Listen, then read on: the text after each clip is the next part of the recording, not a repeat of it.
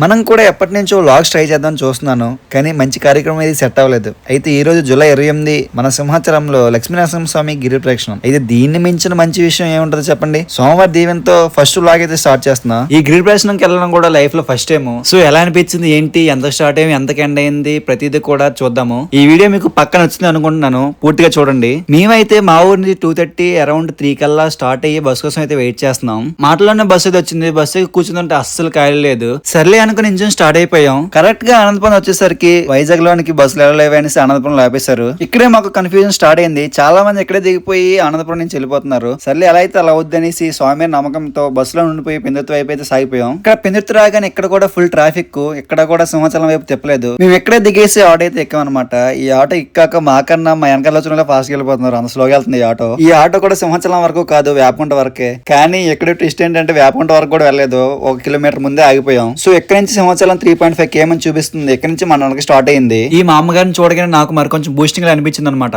అలా నడుచుకుంటూ చివరికైతే మనం తొలి పావంచ వరకు అయితే వచ్చేసాం. స్వామి నీవే మాకు దారి అంతా తోడుగా ఉంటే ఈ గిరి ప్రదక్షిణ విజయవంతంగా పూర్తయ్యేలా దీవించి తండ్రి ఏంటి తొలి కొబ్బరికాయ అయితే కొట్టేసాం. మేము కరెక్ట్ గా సాయంత్రం 6:30 అయితే స్టార్ట్ అయ్యాం. సో ఎంతకి ఎండ్ అవుతుందో చూద్దాం. కొంత దూరం వెళ్ళాక మాతో పాటు మా ఫ్రెండ్స్ కూడా వచ్చారని కాల్ చేశారు. వాళ్ళ కోసం అయితే వెయిట్ చేస్తున్నాం. వాళ్ళతో పాటు కలిసి వెళ్దాం అనేసి. ఇంత మందిలో వాళ్ళని కనిపెట్టడానికి చాలా కష్టం అనుకోండి, కానీ ఎలాగో వాళ్ళని కనిపెట్టి మన నడకనైతే మళ్ళీ స్టార్ట్ చేసాం. స్టార్టింగ్ అండ్ కొత్త కదా, మంచి ఒకసారిగా 5 కిలోమీటర్లు అయితే 7 కల్లా నడిచేసాం. ఫస్ట్ టైం నేను ఎంత మందిని చూడడము, వెన్నెల వెలుగులో ఎంత మందితో నడుస్తుంటే చాలా బాగుంది. ఇలా నడుస్తుంటే 27 కిలోమీటర్లు ఇంకా ఉందంటే ఒక బోర్డు కనిపించింది. ఇంతలోనే మా చిన్నయ్య కూడా మాతో ఆడేయాడు. ఇంతమంది కోసం వైద్య సిబ్బంది, పోలీస్ సిబ్బంది వర్క్ చేయడం అనేది చాలా గొప్ప విషయం. వాళ్ళందరి కోసం నా యొక్క సెల్యూట్ అండి. ఇలా దారిలో ఎలా ఉంటది అనేసి వేడి పాలు ట్రై చేసి తాగి మంచి ఎనర్జీ తెచ్చుకొని మళ్ళీ అయితే స్టార్ట్ అయ్యాం. అలా నడుస్తూ ఉండగా ఇంకా 25 కిలోమీటర్లు అంటూ బోర్డు కనిపించింది. ఇక్కడ మొదలైనండి అసలైంది. హనుమంతవాక ఎప్పుడు వస్తామా, ఎప్పుడు ఆంజనేయ స్వామి దర్శనం కలుగుతుంది అన్నట్టే చూసాను నేనైతే. అలా చివరికి 9:22కి హనుమంతవాక అయితే చేరుకున్నాం. చాలా మంది హైవే నుంచి వెళ్ళిపోతున్నారు, కానీ మేము బీచ్ రోడ్ వైపు నుంచి వెళ్దామనేసి బీచ్ రోడ్ కి అయితే సాగిపోయాం. ఇంతవరకు బానే ఉందండి. ఈ రోడ్డు ఎంటర్ అయ్యామని కదా ఒక్కసారి జనాలందరూ దగ్గరికి వచ్చినట్టు అనిపించింది. అస్సలు గ్యాప్ లేకుండా ఫుల్ బిజీ అయితే అయిపోయింది. ఇక్కడ మేము ఏం చేసామంటే ఒకరి వెనకాల ఒకరు ఉంటూ ట్రైన్ లాగా అయితే ముందుకు వెళ్ళిపోతున్నాం. కానీ అప్పటికే 4 మాత్రం నడిచి అంతా మెల్లిమెల్లిగా అయితే డ్రాప్ అవడం స్టార్ట్ అయింది. ఫైనల్ గా 12 కిలోమీటర్లు నడిచి బీచ్ రోడ్ అయితే ఎంటర్ అయ్యాము. ఇక్కడ ఫుల్ ట్రాఫిక్ వల్ల మమ్మల్ని స్టాప్ చేసి వెహికల్స్ అయితే దారిచ్చారు. ట్రాఫిక్ క్లియర్ అయ్యాక మేము బీచ్ రోడ్ లోకి అయితే ఎంటర్ అయ్యాం. మేము వచ్చేసరికి కరెక్ట్ గా 10:07 అయింది. ఇక్కడే చాలా మంది కూడా కూర్చుండిపోతున్నారు. మేము కూడా చాలా అలసిపోయాం, కానీ కూర్చోనే ఉంది. కానీ కూర్చుంటే ఎక్కడ లేకమో అనేసి భయంతో అయితే ఇంకా కూర్చోడానికి కూడా భయపడుతున్నాం. అలా మన నడక సాగించాం. కొంత దూరం బీచ్ రోడ్ లో వెళ్తుండగా మా వల్ల కాక ఇంకా కొంచెం కూర్చుందాం అనేసి కాసేపు కూర్చున్నాం. మా కాళ్ళు చూసుకుంటే అసలు ఇంకా చెప్పవసరం లేదు మాటలో. ఇలా మా ఒంట్లో పూర్తిగా శక్తి అయితే అయిపోయింది. ముందుకు వెళ్తే ఏదో తినేసి మళ్ళీ స్టార్ట్ చేద్దాం అనేసి ముందుకు అలా సాగుతుంటే ఇక్కడే మాకు ఫ్రీ ఉపమానం కనిపించింది. చూడగానే లాగించేసాం. తినగానే ఒంట్లో కొంచెం శక్తి వచ్చింది. ఇక్కడతో బీచ్ రోడ్ అయితే ఎండ్ అయిపోయింది. ఇక్కడ నుంచి మళ్ళీ హైవే వైపు అయితే దారి సాగింది. మళ్ళీ మా నడక స్టార్ట్ చేసాం. దారి మధ్యలో ఈ ప్రోగ్రామ్ చాలా బాగుంది. అయితే మేము ఆగకుండా మళ్ళీ మా ప్రయాణం స్టార్ట్ చేసి దారి మధ్యలో చూస్తుంటే కార్లన్నీ ఆపేసి ఉన్నాయి. ఈ రోజు వెళ్ళేటట్లు లేవని వాళ్ళకి కూడా ఈరోజు కలుతుంది నమ్మకం లేక డ్రైవ్ చేసిన వాళ్ళు అలాగే పడుకుని పోయారు. మేము మరి ఎక్కడ ఆగకుండా నడుచుకుంటూ చివరికి మదిలిపాలెం అయితే 12:15 అయితే చేరుకున్నాం. ఇక్కడ నుంచి ఎన్ఐడి వైపు అయితే సాగిపోయాం. కానీ మాకైతే ఒంట్లో అయితే అస్సలు ఎనర్జీ లేదు. ఇలా ఎనర్జీ లేని సమయంలో గోవిందా గోవిందా అనుకుంటూ ఒక టీం అయితే మాతో వచ్చింది.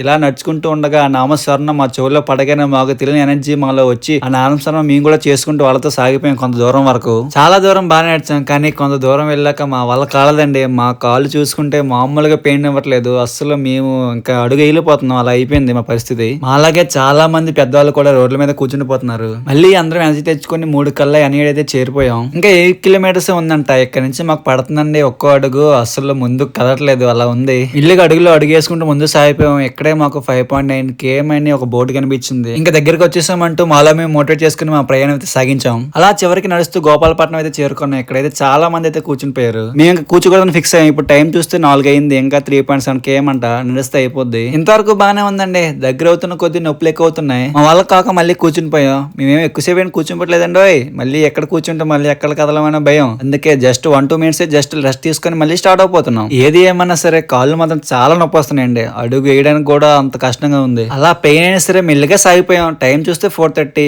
2.7 km అంటే 1 కిలోమీటర్ మెల్లిగా బాగానే నడిచేసాం. మళ్ళీ నా వల్ల కాక మళ్ళీ కూర్చుని పోయా. ఫస్ట్ టైం కదా, నేను ఎప్పుడు ఎంత నడవలేదండి. నా కాలం చూస్తే అవంటాయి, నా వల్ల కాదు స్వామి, నేను వదిలే స్వామి అంటే. దగ్గరికి వచ్చేసా ఇంకేం కాదని నేను అంటాను. ఇలా నాలో నేను సర్ది చెప్పుకుంటే ఎక్కడ కూర్చోకూడదని ఫిక్స్ అయ్యి ఇంకా నడకైతే స్టార్ట్ చేసాం. అలాగే ఎక్కడ కూర్చోకుండా నడుస్తూ నడుస్తూ మార్నింగ్ 5:30 అయిపోయింది. అలా నడుస్తూ ఇంకా సాగిపోయి దారి మధ్యలో కొబ్బరికాయ కూడా తీసుకుని దగ్గరికి వచ్చేసాం మనిషి. అలా నడుస్తూ ఉండగా దారి మధ్యలో మిస్సింగ్ అయిపోయిన వాళ్ళ కోసం మైక్లో అనౌన్స్మెంట్ ఇస్తారు కదా, అవి మాత్రం మీకే నవ్వు వస్తుంది.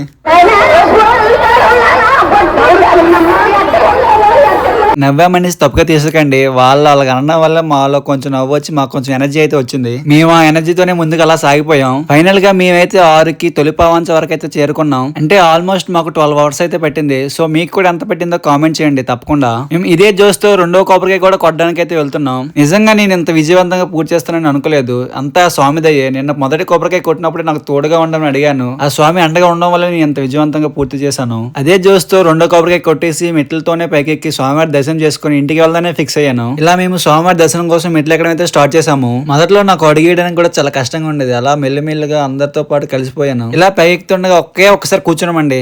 ఇలా అయితే అవదు అనేసి స్వామివారి నామంతో గోవింద గోవింద అనుకుని ఎక్కామనుకోండి, ఇంకా మాలో తెలియని ఎనర్జీ వచ్చి ఆ స్వామివారే మా చేయి పట్టుకుని మెట్లు ఎక్కిస్తున్నట్టు అనిపించిందండి. ఆ వీడియో ఫోటోస్ చేయలేదు కానీ ఆ స్వామివారి నామం తలుచుకుని లాస్ట్ చివరి మెట్టు వరకు ఎక్కేసి పైకి చేరుకున్నామండి. ఇంకా లేట్ చేయకుండా లైన్ లో ఉండామనేసి ఫాస్ట్ గా మేమైతే బయలుదేరాం. లైన్లు చూడగానే మాకు బుర్ర పోయింది. అసలు లైన్ లో ఒక ఇంచు కూడా కదలేదు, అలా ఉన్నారు జనాలు. స్వామివారి దర్శనం కోసం చాలా లైన్స్ అయితే ఉన్నాయి, కానీ మా లైన్లు కదిలినంత ఫాస్ట్ గా ఏ లైన్ అయితే కదలలేదు. ఆ స్వామి దయ వల్ల మాకు చాలా వేగంగానే దర్శనం అయింది. స్వామివారిని చూడగానే అసలు 2 కళ్ళు చాలలేదు. అతన్ని చూడగానే శరీరంలో ఉన్న ప్రతి నొప్పి కూడా మాయమైపోయింది. స్వామివారిని దర్శించుకుని ఫైనల్ గా బయటకి అయితే వచ్చేసాం. మేము అంతా పూర్తిగా బయటకు వచ్చేసరికి 8:10 అయిందనమాట. నాకు ఈ గిరి ప్రదక్షిణలో పాల్గొన్న చాలా సంతోషంగా అయితే ఉంది. మీకు ఎలా అనిపించిందో తప్పకుండా కామెంట్ చేయండి. ఈ గిరి ప్రదక్షిణ నుంచి నేను నేర్చుకుంది ఏంటంటే, మనం పట్టుదలతో ఏదైనా సాధించాలని ఫిక్స్ అయితే మనకి దేవుడు పక్క తోడుంటారని అర్థమైంది. మనం కూడా చాలా అనుకుంటాం, అవి చేయకుండా మధ్యలో ఆపేస్తాం. ఎప్పుడైతే మనం గట్టిగా ఫిక్స్ అయ్యి సాధించాలనుకుంటామో పక్కా సాధిస్తాం. మనకి ప్రతి ఒక్కరు మనకు తోడుంటారు అని అర్థమైంది. వీడియో ఎంతవరకు చూసారంటే మీకు పక్క నచ్చి ఉంటుంది అనుకుంటున్నాను. ప్రతి ఒక్కరు కామెంట్స్ లో గోవింద గోవింద అంటూ కామెంట్ చేసి అండ్ సబ్స్క్రైబ్ కూడా చేయండి. అలా కాసేపు బైక్ కిందకైతే స్టార్ట్ అయ్యాం. మా వాళ్ళ వల్ల కాదంటే ఎలాగోలాగా బస్సు అయితే కష్టపడి ఎక్కాము.